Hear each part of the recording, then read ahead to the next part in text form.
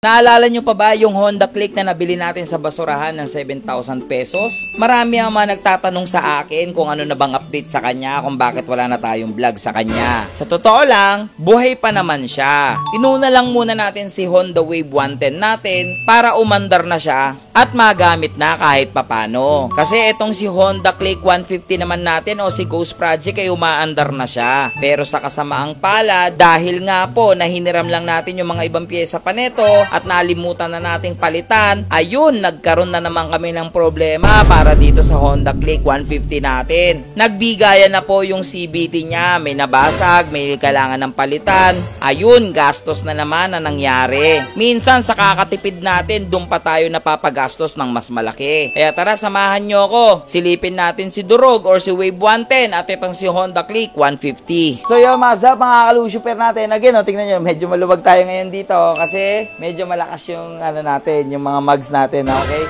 So, pero magre-restock din tayo. Pero anyway, balik tayo dito sa motor natin, si Durog. May nag-comment pala, ang sabi niya, kala ba Thai concept yan, ba't ginawa mong band style? Guys, anyari sa'yo, idol? Band concept is Thai concept yun, okay? Style, iba-iba style yan. May street bike, may band style, iba-iba yun, idol, ha? Natawa ako sa comment niya, sabi niya, kala ba Thai concept, tapos ngayon ginawa mong bands concept? Ha? Anyway guys, ito na yung update kay Durog natin guys, okay? So hindi namin siya malabas kasi wala kaming gulong. So ngayon, may nag-update sa akin. Meron tayong gulong na makukuha na ngayon, okay? So tara, sama mo ako boy. Tara, bigunin natin yung mga banana type. Alright! Banana type! Uy! Start mo ulit, boss. Gagawin na yun. Kanina eh. Nangyari? What happens to you, Ghost? Guys, yung mga motor natin nagtatampo pag may ibang alagang ginagawa. Napapansin ko lang. Hindi, baka nabasa lang. Wait lang. Parinig ko sa inyo, guys. May tunog kasi ako narinig. So ito, guys. Start natin. Look! Gagutin kami yung gulong ko. Ang tuloy ng andar. Uy!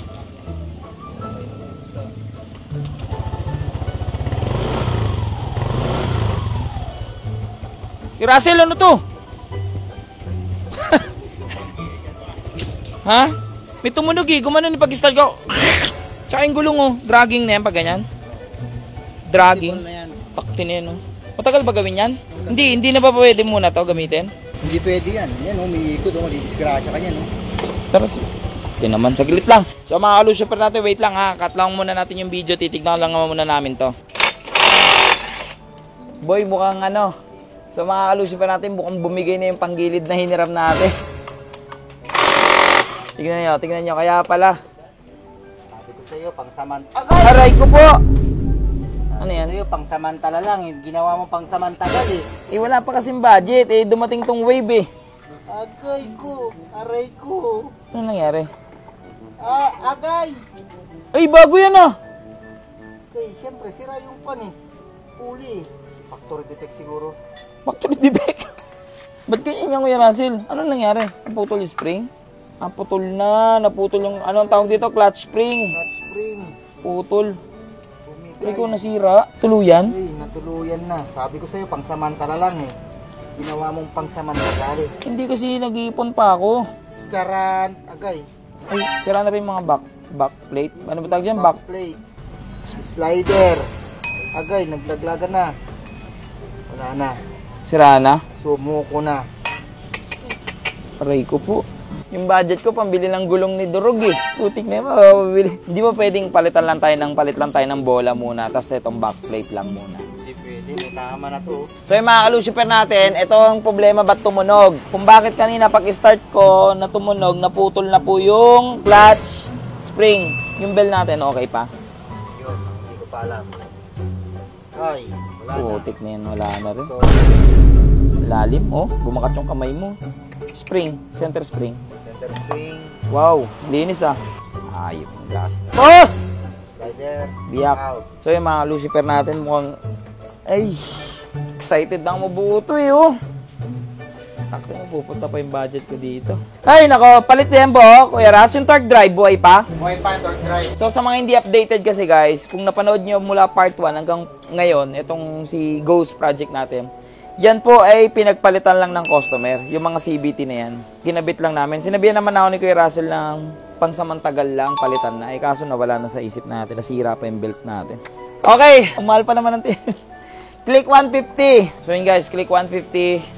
By the way, mga ka-Lucifer natin, kung gusto nyo rin ng ganitong CVT set, meron yan dito sa BCK Garage, okay? Kasama na installation yan guys, pag bumili kayo nito. Pero ngayon guys, ang gulong ni Isa talaga sa mare-recommend ko itong CVT set ni Motaro. Bukod sa kompleto na plug-and play pa ang lahat, talagang maganda rin yung performance na nabibigay niya at pasok na pasok sa budget natin. Yes, tama ka nang narinig, plug-and play na po ito. Wala na po kayong ibang gagawin, salpakan na lang talaga ang mangyayari dito pag CVT set ni Motaro. Meron yan dito sa ating BCK Garage, kaya kung gusto nyo rin po magpa-check ng inyong mga CVT at gusto nyo magpalit, meron din po tayo niyan dito. Especially dito sa mga belt, meron din po tayo niyan dito sa shop. Ganito yung mga nangyayari sa mga nagtitipid, kagaya ko na tinipid itong panggilid ng ating motor na nawala na sa isipan ko na palitan. Ayun, gastos ang nangyari. Palit talaga lahat. Kaya kayo mga ka-Lucifer, kung meron kayong motor at pwede nyo namang ipacheck kahit may onti kayong extrang budget, pwede nyo nga ipatignan yan kung meron na bang sira yung mga CVT nyo o ipalinis ninyo. Para hindi kayo magaya sa nangyari sa aking motor na ito, bumigay na yung mga panggilid, tsaka ako nagpalit. Ayun, mas malaki po ang gastos. Pero anyway, kita nyo naman ang ikot ng Motaro CVT set. Napakaganda, diba? Poging-pogi na ngayon. Yun nga lang, butas ang bulsa natin. Yung pambili na sana ng gulong ay napunta pa sa CVT.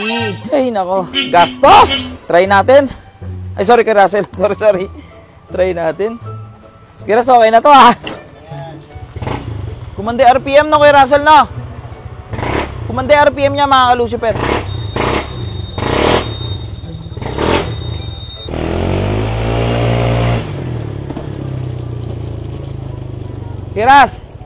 Kirasel, try mo. Guys, ang ganda. Ayun guys, papatesting natin sa veterano. Ayan o, ha?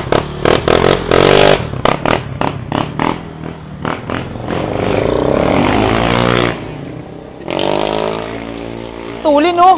Ang tulin, guys. Sulit din talaga yung Motaro. Yun nga lang, wala akong pambiling gulong. So yung mga ka-Lucifer natin, 4,000 pesos din kasi yan dito. Pre-installation na yan. Ginawa racetrack yung elang. Ayun o, ayan pa ulit o.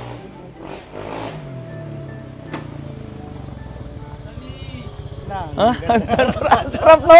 Ang sarap na arangkada niya. Ang ganda na arangkada, gago. Ang sarap na pangharap sa kalsada. Yun nga lang, Kuya Ras, wala akong pambiling gulong. Utangin mo muna ako. Anong buo na natin itong yun.